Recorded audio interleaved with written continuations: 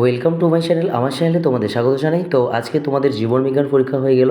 আমি হুবহু যে প্রশ্নগুলো কমন দিয়েছিলাম সেখান থেকে কিন্তু 100% প্রশ্ন কিন্তু কমন এসছে এবং আশা করি সবার পরীক্ষা ভালো হয়েছে। তো তোমরা পরীক্ষা দিয়ে এসছো, উত্তরগুলো মিলিয়ে নাও। তোমাদের এমসিকিউ, এসিকিউ এবং ড্যাশ পূরণ সেগুলো তোমাদের ঠিকঠাক আছে কিনা উত্তরগুলো অবশ্যই মিলিয়ে নাও। তোমাদের প্রথম প্রশ্ন ছিল নিচের সঠিক জোড়াটি নির্বাচন করো।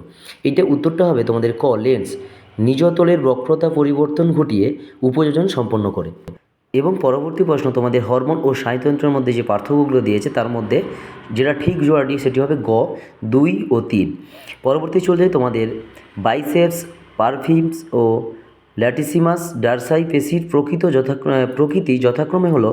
এটা তোমাদের উত্তর হবে গ, অর্থাৎ প্রথমটির সঙ্গে ফ্লেক্সর, দ্বিতীয়টির সঙ্গে রোটেটর এবং তৃতীয়টির সঙ্গে অ্যাডাক্টর। পরবর্তীতে মাইটোসিস কোষে একটি দশার নিউক্লিয়াস জালিকা পুনর্গঠিত ও নিউক্লিয় পর্দার পুনর্বিভাগ ঘটে, নিউক্লিয়াস পুনরুৎপত্তি ঘটে এবং বেমতন্তু অবলুপ্ত হয়। দশাটি কি? এটি তোমাদের হবে খ, অর্থাৎ টেলোফেজ দশা। এটা খুবই সোজা। পরবর্তীতে সপুষ্পক উদ্ভিদের যৌনজনন পদ্ধতিতে নিচের কোন ঘটনাটি ঘটে? এটি তোমাদের হবে গ, অর্থাৎ এককোষী জাইগোট বহুকোষী ভ্রূণে রূপান্তরিত হয়। চলে যে পরবর্তী প্রশ্নে ক্রোমোজোমের কোন গঠন সংক্রান্ত অংশটি ক্রোমোজোমের ঠিক মাঝখান কিংবা কোনো এক প্রান্তে অবস্থান করতে পারে? এটি তোমাদের উত্তর হবে ঘ, অর্থাৎ সেন্ট্রোমিয়ার। পরবর্তীতে মটর গাছের ফুলের বর্ণ সংক্রান্ত বৈশিষ্ট্যের ক্ষেত্রে প্রকট ও প্রচ্ছন্ন গুণগুলি কী কী? এটি তোমাদের হবে গ, অর্থাৎ এখানে প্রকট গুণ হবে সাদা, যেটা প্রকট গুণ, এবং প্রচ্ছন্ন গুণ হবে বেগুনি। পরবর্তী গিনিপিগের ক্ষেত্রে দ্বিসংকর জননে F2 যোনিতে উৎপন্ন BBR ও দুটো বড় বি, দুটো ছোটো আর, দুটো ছোটো বি, দুটো বড় আর এবং তার সঙ্গে দুটো ছোটো বি এবং দুটো ছোটো আর জিনোটাইপ চারটির সংখ্যার অনুপাত হবে তোমাদের, এটা হবে 8-এর দাগেরটা হবে তোমাদের ক, অর্থাৎ 1:1:1:1:1।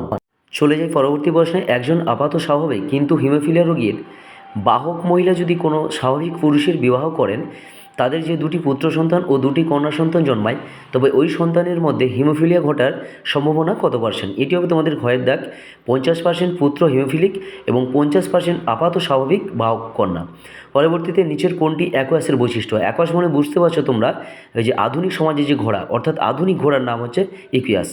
এর বৈশিষ্ট্যটি হবে তোমাদের 10-এর দাগের ঘ, এটি হবে অগ্রপদ ও পশ্চাৎপদের প্রত্যেকটিতে খুরযুক্ত একটি মাত্র আঙুল আছে। পরবর্তীতে নিচের কোনটি ডারউইনের অভিব্যক্তি সংক্রান্ত মতবাদের একটি সিদ্ধান্ত? 11-এর দাগের হবে একদমই প্রথমটা, খুবই সোজা, প্রাকৃতিক নির্বাচনবাদ। পরবর্তী উটের অতিরিক্ত জল ক্ষয় সহনের ক্ষমতার সঙ্গে সম্পর্কিত অভিযোজিত বৈশিষ্ট্যটি কী? এটি তোমাদের হবে নাইট্রোজেন। এটি তোমাদের হবে ডিম্বাকার লোহিত রক্তকণিকা উটের।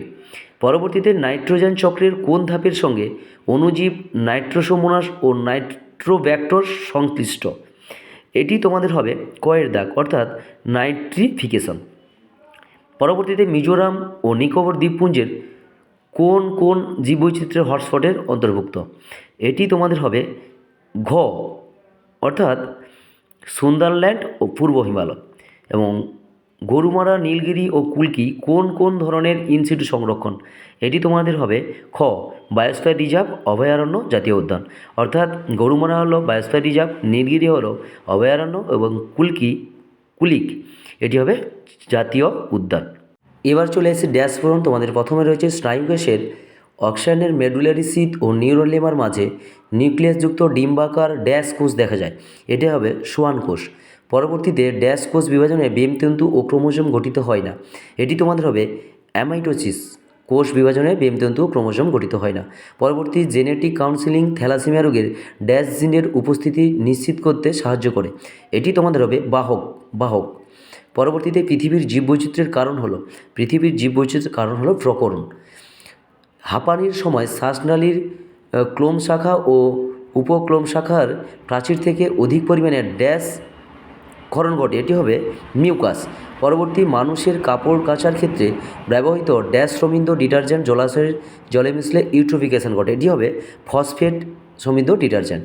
এবারে চলে আসি সত্য মিথ্যা। তোমাদের প্রথমে রয়েছে ফোকাস দৈর্ঘ্যের প্রয়োজন মতো পরিমার্জন করার জন্য চোখের রেটিনার ক্ষমতা হলো উপযোজন। এটি তো হবে সম্পূর্ণভাবে মিথ্যা। পরবর্তীতে হ্যাপ্লয়েড রেণু উৎপাদন করার জন্য মাইটোসিস কোষ বিভাজন ঘটে। এটিও মিথ্যা। বড় বি, ছোটো বি, বড় আর, ছোটো আর জিনোটাইপ যুক্ত গিনিপিগ উভয় লোকাসের জন্য হেটারোজাইগাস। এটি তোমাদের হবে সত্য। পরবর্তীতে নিষ্ক্রিয় অঙ্গসমূহ অভিসারী বিবর্তনকে নির্দেশ করে, এটি তোমাদের হবে মিথ্যা। পরবর্তী ক্রায় সংরক্ষণ তরল নাইট্রোজেন ও 196 ডিগ্রি সেন্টিগ্রেড উষ্ণতায় ব্যবহার করা হয়, এটি তোমাদের হবে সত্য। পরবর্তীতে চোখের অপটিক স্নায়ু ও রেটিনার সংযোগস্থলে যে অংশ আলোক সুবিধি কোষ থাকে না সেটি হলো অন্ধবিন্দু, এটি হবে তোমাদের সত্য। এবারে চলে এসেছি তোমাদের এ স্তম্ভ আর বি স্তম্ভ। প্রথমে দেওয়া আছে অ্যাড্রিনালিন। তোমাদের অ্যাড্রিনালিন হবে হৃদস্পন্দন, হার্ট উৎপাদক ও রক্তচাপ বাড়ে, এটা হবে চ। পরবর্তী স্বপরাগযোগ তোমাদের হবে বাহকের প্রয়োজন হয় না। পরবর্তী তোমাদের আছে ফুলের অবস্থান কাক্ষিক মুকুল, এটি তোমাদের হবে প্রকট বৈশিষ্ট্য।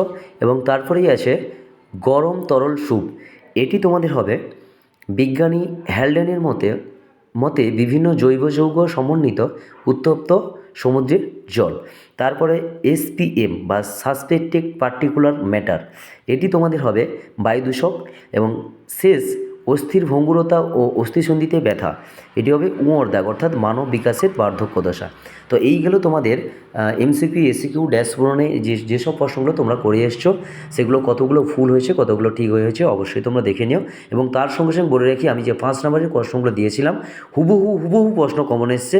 তো সেই অনুযায়ী আশা করি তোমাদের সবার পরীক্ষা ভালো হয়েছে এবং পরবর্তী যে পরীক্ষা রয়েছে সেই পরীক্ষাটা তোমরা ভালো করে দাও